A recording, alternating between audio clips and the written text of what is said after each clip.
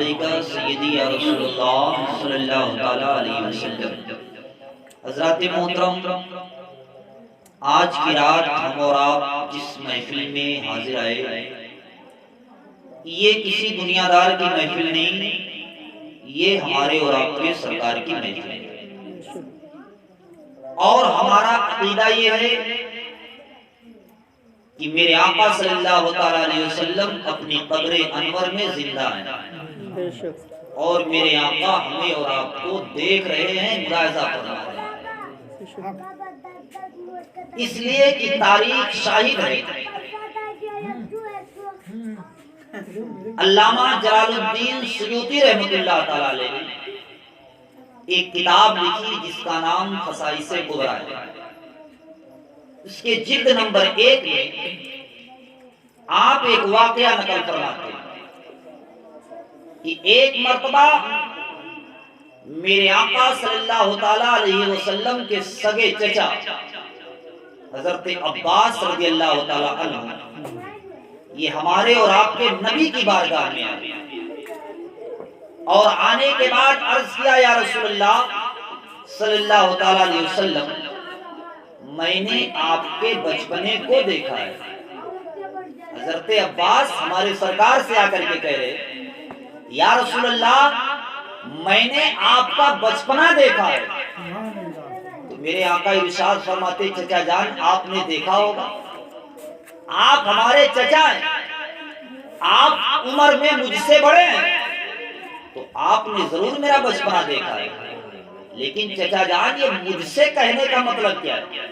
آپ مجھ سے یہ کیوں کہہ رہے ہیں کہ میں نے آپ کا بچپنا دیکھا ہے؟ حضرت عباس عرض کرتے یا رسول اللہ، میں کہنا یہ چاہتا ہوں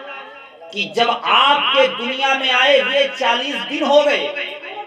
آپ کی عمر کا 40واں دن تھا، یا رسول اللہ آپ اپنے بسترے پہ آرام فرما رہے تھے، میں آپ کے گھر تشریف لے کر کے آیا تو میں نے اپنی آنکھوں سے کیا دیکھا کہ آپ اپنے بسترے پہ آرام فرما ہے، میری نظر آپ کے چہرے پہ پڑتی ہے، وہی میری نظر اٹھتی ہے آسمان کے چاند پہ پڑتی ہے، تو میں دیکھ کر کے حیران و پریشان رہ گیا کہ آپ اپنے بسترے پر جس طرف انگلی لے کر کے جا رہے ہیں، آسمان کا چاند ادھر ادھر آپ کے انگلی کے اشارے پہ ہلتا ہوا نظر آتا ہے۔ بہت خوب، سبحان اللہ، بے شک۔ یا رسول اللہ میں نے 40 دن کی عمر میں آپ کے انگلی کے اشارے سے آسمان کے چاند کو ہلتا ہوا دیکھا ہے۔ پھر میرے آقا ارشاد فرماتے چچا جان تو آپ نے دیکھا ہوگا، آپ میرے گھر آئے، میں 40 دن کا تھا، میری انگلی کے اشارے سے آسمان پہ چاند ہل رہا تھا، آپ نے دیکھا ہے، تو مجھ سے کہے کہہ رہے ہیں، مجھ سے کہے کے لیے بتا رہے ہیں، مجھ سے کہہ کر کے آپ کہنا کیا چاہتے ہیں؟ پھر حضرت عباس عرض کرتے یا رسول اللہ میں واقعہ بیان کر کے آپ سے پوچھنا یہ چاہتا ہوں، کیا وہ دن آپ کو یاد ہے کہ نہیں یاد؟ آپ ذرا سوچو، ہمارے اور آپ کے نبی کی عمر 40 دن کی ہے، آپ کے انگلی کے اشارے سے آسمان کے چاند کو ہلتا ہوا حضرت عباس نے دیکھا ہے، اور بے آقا سے آج آ کر کے پوچھ رہے آقا کیا وہ دن آپ کو یاد ہے کہ نہیں ہے؟ آپ ذرا سوچو 40 دن کے بچے کا شعور کیا ہوتا ہے۔ آج ہم بچپنے میں کیا کرتے تھے، ہمارے بڑے بوڑھے کہتے ہیں تم سال بھر کے تھے تو ایسا کرتے تھے، 2 سال کے تھے تو اس طریقے سے حرکتیں کیا کرتے تھے، ہم کہتے اس سمے ہمیں شعور نہیں تھا، اس سمے کی بات ہم نہیں جانتے ہیں، لیکن میرے نبی کی عمر سال بھر کی نہیں ہے، ہمارے نبی کی عمر 2 سال کی نہیں ہے، نبی کی عمر صرف 40 دن کی ہے، آپ کی انگلی کے اشارے سے آسمان کا چاند ہل رہا ہے، حضرت عباس نے اپنی آنکھوں سے دیکھا ہے، اور نبی کی بارگاہ میں آ کر کے پوچھ رہے ہیں آقا وہ دن آپ کو یاد ہے کہ نہیں یاد ہے؟ میرے نبی نے یہ نہیں فرمایا چچا میں اپنے بچپنے کی بات نہیں جانتا ہوں، بلکہ جب حضرت عباس پوچھتے ہیں یا رسول اللہ کیا وہ دن آپ کو یاد ہے کہ نہیں یاد ہے، میرے آقا ارشاد فرماتے چچا جان سنو، وہ تو میری زندگی کا 40واں دن تھا، اگر کہو تو میں اس سے پہلے کی بھی بات بتا سکتا ہوں۔ بہت خوب، سبحان اللہ، بے شک۔ کہا چچا جان وہ تو 40 دن کی بات ہے، میں 40 دن کا تھا تب آپ نے میری انگلی کے اشارے سے آسمان کے چاند کو ہلتا ہوا دیکھا ہے، اگر مجھ سے کہہ دو تو میں اس سے بھی پہلے کی بات بتا دوں۔ حضرت عباس عرض کرتے یا رسول اللہ صلی اللہ تعالیٰ علیہ وسلم، تو آپ اس سے بھی پہلے کی کوئی بات ہمیں بتا دیں۔ میرے آقا صلی اللہ علیہ وسلم ارشاد فرماتے، چچا جان سنو، جب میں اس دنیا میں نہیں آیا تھا، جب میں اپنی ماں آمنہ خاتون کے شکم مبارک میں تھا، اے میرے چچا حضرت عباس، جب میں اپنی ماں کے پیٹ کے اندر تھا، لوح محفوظ پر اللہ تبارک و تعالیٰ کی قلم چلتی تھی۔ لوح محفوظ یہ ساتوں آسمان کے اوپر ہے۔ لوح محفوظ اس جگہ کا نام ہے جہاں پہ قرآن حکیم لکھا ہوا ہے۔ لوح محفوظ اس جگہ کا نام ہے جہاں لوگوں کی تقدیریں لکھی جاتی ہے۔ لوح محفوظ اس جگہ کا نام ہے جہاں ہمارے پیدا ہونے سے پہلے ہماری تقدیریں لکھی گئی ہے۔ مسلمانوں، میرے آقا ارشاد فرماتے ہیں، چچا جان میں اپنے ماں کے پیٹ میں تھا، لوح محفوظ پر خدا کی قلم چل رہی تھی، تو میں اپنے ماں کے پیٹ میں رہ کر کے خدا کے چلنے والے اس قلم کی آواز کو سنا کرتا تھا۔ بہت خوب، سبحان اللہ، بے شک۔ میرے آقا فرماتے چچا جان نے اپنے ماں کے پیٹ میں تھا تو لوح محفوظ پر جب خدا کی قلم چلتی تھی تو میں اپنے ماں کے پیٹ سے اس چلنے والے قلم کی آواز کو سن لیا کرتا تھا۔ اور آگے فرماتے آقا، یا میرے چچا، میں صرف اس آواز کو سنتا نہیں تھا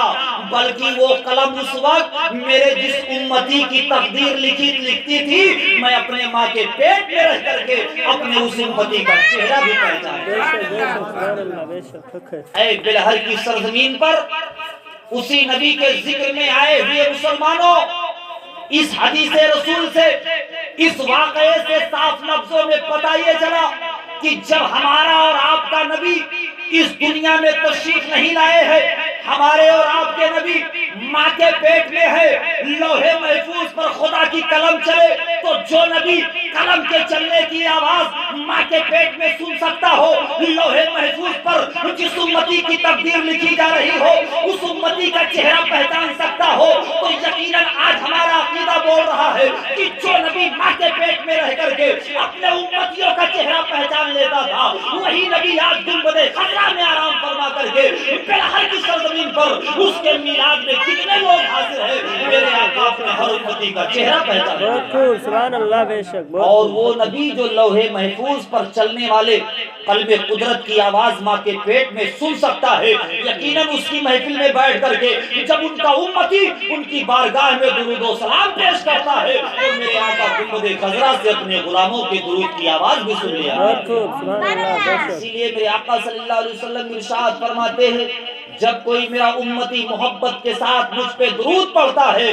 آقا فرماتے میں اس کے درود کو اپنے کانوں سے سنا کرتا ہوں۔ لیکن آج دنیا میں کچھ لوگ ایسے پائے جاتے ہیں جنہوں نے اپنی کتابوں کے اندر یہ بات لکھ دیا کہ معاذ اللہ نبی مر کے تو مٹی میں مل چکے ہیں، جس کا نام محمد یعنی وہ کسی چیز کے مالک و مختار نہیں ہے۔ لیکن ہم سنیوں کا عقیدہ ہے میرے دوستو، میرے آقا جس طریقے سے کل زندہ تھے آج بھی زندہ ہے اور صبح قیامت تک کے لیے زندہ رہیں گے۔ اسی لیے بریلی کی سرزمین پر امام احمد رضا خان نے ارشاد فرمایا، تو زندہ ہے واللہ، تو زندہ ہے واللہ، میری چشم عالم سے چھپ جانے والے۔ اگر اپنے نبی کی زندگی دیکھنا چاہتے ہو، اگر اپنے نبی کی حیات دیکھنا چاہتے ہو، آؤ تاریخ کا مطالعہ کرو میرے دوستو۔ آپ کے یار غار سیدنا صدیق اکبر کی زندگی اٹھا کر کے دیکھ لو، آپ کے سفر کا ساتھی ہے، آپ کے حجر کا ساتھی ہے، پوری زندگی رسول اللہ کے ساتھ میں گزارنے والے سیدنا صدیق اکبر ہے۔ جب آپ کے دنیا سے جانے کا وقت آتا ہے، جب آپ کے وصال کا وقت قریب آ جایا کرتا ہے، یہی سیدنا صدیق اکبر ہے، لوگوں کو بلاتے ہیں، صحابہ کو اکٹھا کرتے ہیں، حضرت علی کو بلاتے ہیں اور بلانے کے بعد حضرت علی سے وصیت کرتے ہیں، اے علی جب میرا انتقال ہو جائے تو تم مجھے اسی تخت پہ لے جا کر کے لٹانا جس تخت پہ تو نے رسول اللہ کو لٹایا تھا۔ علی مجھے بھی انہی ہاتھوں سے نہلا دینا جن ہاتھوں سے تو نے رسول اللہ کو نہلایا تھا۔ علی کفن میں اتنے ہی کپڑے مجھے پہنا دینا جتنے تو نے میرے آقا کو پہنایا تھا، اور اے علی جب میرا جنازہ تیار کر لینا تو میرے جنازے کو اٹھا کر کے کسی قبرستان میں مت لے کر کے جانا، بلکہ میرے جنازے کو اٹھانا اور اٹھانے کے بعد لے جا کر کے میرے نبی کے مزار کے سامنے رکھ دینا، اور رکھنے کے بعد نبی کے مزار پہ چلے جانا اور جا کر کے کہہ دینا، یا رسول اللہ پوری زندگی آپ کا ساتھ دینے والا ابو بکر صدیق مرنے کے بعد قبر میں بھی آپ کا ساتھی بننا چاہتا ہے، اگر میرے نبی کے قبر سے اجازت کی آواز آ جائے گی تو مجھے نبی کے پہلو میں دفن کر دینا، ورنہ میری لاش کو اٹھا کر کے مسلمانوں کے عام قبرستان میں دفن کر دینا۔ دینا. آج جب یہ واقعہ بیان کیا جاتا ہے تو کچھ لوگ یہ اعتراض کرتے ہیں کہ مرتے وقت آدمی کی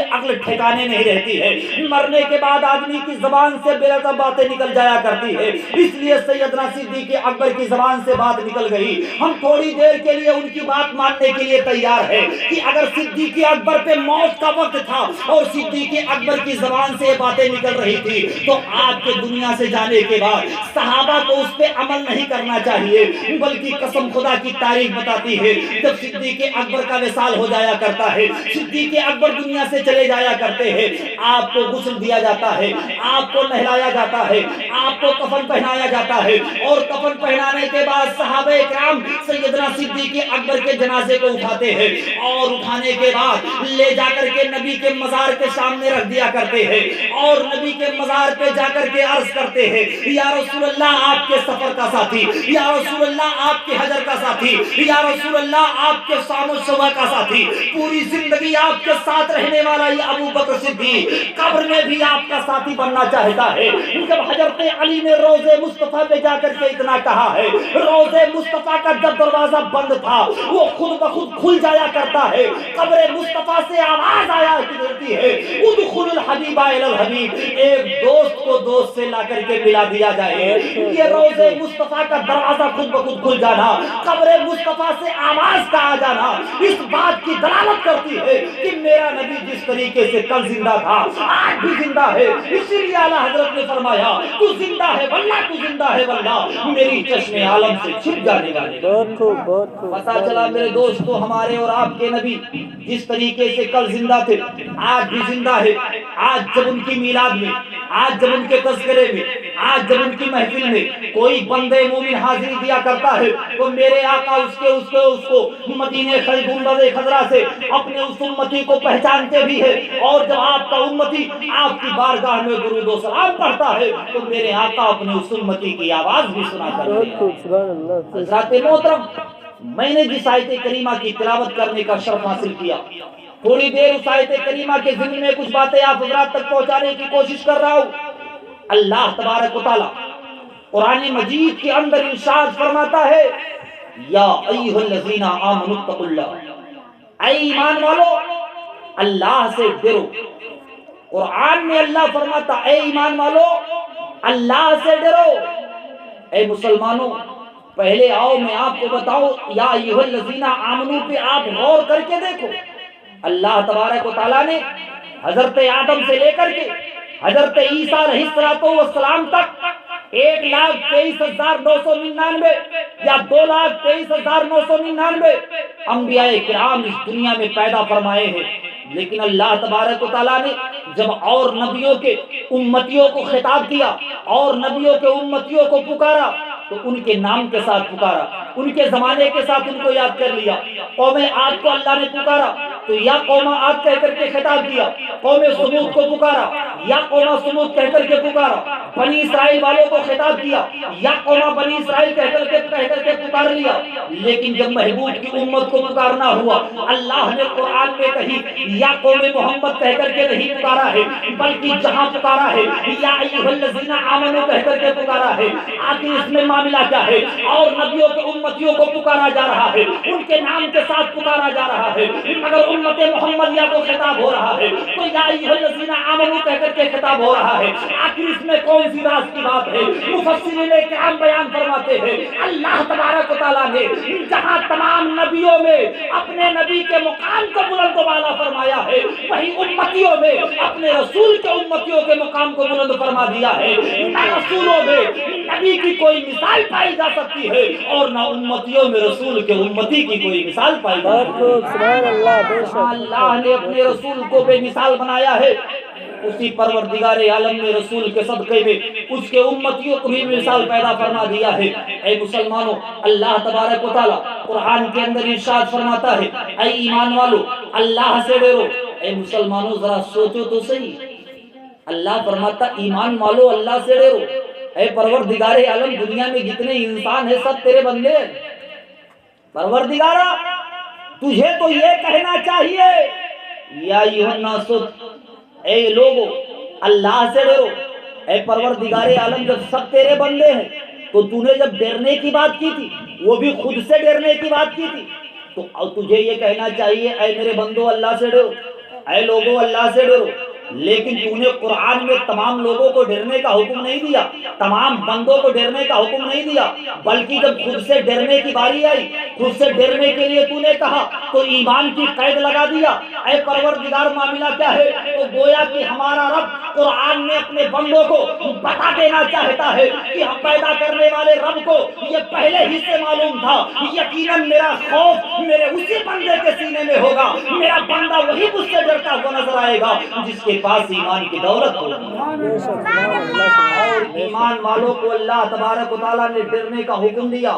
قرآن میں فرماتا اے ایمان والو اللہ سے ڈرو۔ تو اب مسلمانوں غور یہ کرنا ہے کہ آخر وہ ایمان والا ہے کون؟ آخر ایمان والا کون ہے؟ آج تو ہر فرقے کا ماننے والا، ہر جماعت کا ماننے والا یہ دعویٰ کرتا ہے کہ ہم مومن ہیں۔ آج ہر انسان یہ دعویٰ کرتا ہے، اپنے آپ کو مسلمان کہلانے والی ہر پارٹی، اپنے آپ کو مسلمان کہلانے والی ہر جماعت یہ دعویٰ کرتی ہے کہ ہم مسلمان ہیں۔ ہر عبداللہ عبد الرحمن نام رکھنے والا دعویٰ کرتا ہے مسلمان ہے۔ لیکن ان مذہبوں کے بھیڑ میں میرے دوستو آخر وہ کون سا فرقہ ہے، وہ کون سے لوگ ہیں جن کے پاس ایمان کی دولت ہوتی ہے؟ آخر ایمان کہتے کسے ہے؟ ایمان نام کس چیز کا ہے؟ پہلے اسے آپ پتہ لگا لو اور یہ جان لو کہ آخر ایمان والا ہے کون۔ اس کے بعد اللہ سے ڈرو کہ اللہ سے ڈرنے والے ایمان والے ہیں۔ تو آخر وہ ایمان والا ہے کون؟ کیا ہر کلمہ پڑھنے والا ایمان والا ہے؟ کیا ہر نماز پڑھنے والا مومن ہے؟ کیا ہر روزہ رکھنے والا مسلمان ہے؟ کیا ہر حج و زکات ادا کرنے والا مومن ہے؟ اگر آپ کے ذہن و دماغ میں ایسی بات ہے تو نکال دو اپنے ذہن و دماغ سے ایسی بات کو، اس لیے کہ ہر کلمہ پڑھنے والا مومن نہیں ہوتا ہے، ہر نماز پڑھنے والا مسلمان نہیں ہوتا ہے، ہر روزہ رکھنے والا مومن نہیں ہوتا ہے، ہر حج و زکات ادا کرنے والا مومن نہیں ہوتا ہے۔ جب بریلی کے امام احمد رضا خان سے یہ سوال کیا گیا تھا، اے سیدی سرکار اعلیٰ حضرت 14ویں صدی میں جب مسلمانوں کا ایمان لوٹا جا رہا تھا تو آپ نے اپنے قلم کے طاقت کی بنیاد پر لوگوں کے ایمان کی حفاظت فرمائی تھی، مسلمانوں کے ایمان کی حفاظت فرمائی تھی، لیکن آپ کے دنیا سے جانے کے 100 سال کے بعد یہی مسلمان ایمان کی قیمت کو بھول چکا ہے۔ آج ہر کلمہ پڑھنے والے کو مومن مان لیتا ہے، اور ہر نماز پڑھنے والے کو مومن کہہ دیتا ہے، اور حج روزہ رکھنے والے کو ایمان والا مان لیتا ہے۔ تو آج بھی بریلی کی سرزمین پر آرام فرمانے والی وہ شخصیت جسے دنیا اعلیٰ حضرت کے نام سے جانتی اور پہچانتی ہے، آج بھی عالم روحانیت میں اپنے غلاموں کو پیغام دے رہے ہیں، اے میرے غلاموں ہر کلمہ پڑھنے والا مومن نہیں ہوتا ہے، اس لیے کہ کلمہ پڑھنے کا نام مومن نہیں ہے، نماز پڑھنے کا نام ایمان نہیں ہے، روزہ رکھنے کا نام ایمان نہیں ہے، حج کر لینے کا نام ایمان نہیں ہے۔ ایمان اگر نام ہے تو رسول سے محبت کر لینے کا نام ایمان ہے، نبی سے پیار کر لینے کا نام ایمان ہے۔ اعلیٰ حضرت فرماتے ہیں انہیں جانا انہیں مانا، نہ رکھا غیر سے کام، للہ الحمد میں دنیا سے مسلمان ہوں۔ بے شکر۔ نعرہ تکبیر، نعرہ رسالت، علماء اہل سنت، جشن عید میلاد النبی، نعرہ تکبیر، نعرہ رسالت۔ پتہ چلا میرے دوستو جب آدمی کے سینے میں نبی کی محبت ہوتی ہے، آدمی سچے دل سے اپنے آقا سے پیار کرنے والا ہوتا ہے، آدمی صحیح معنوں میں اپنے رسول کی محبت کو اپنے سینے میں بسا لیتا ہے، تب وہ کلمہ پڑھتا ہے تو اس کا کلمہ رب کی بارگاہ میں قبول کر لیا جاتا ہے، نمازیں پڑھتا ہے تو نمازیں قبول کر لی جاتی ہے، روزہ رکھتا ہے روزہ قبول کر لیا جاتا ہے، حج و زکات کی ادائیگی کرتا ہے، حج و زکات اس کے رب کی بارگاہ میں قبول ہو جاتے ہیں۔ اور بغیر محبت رسول کے اگر کوئی رب کی عبادت کرتا ہے تو رب ایسے بندے کی عبادت قبول نہیں کرتا ہے، بلکہ اسی عبادت کرنے والے کے منہ پہ مار دی جاتی ہے۔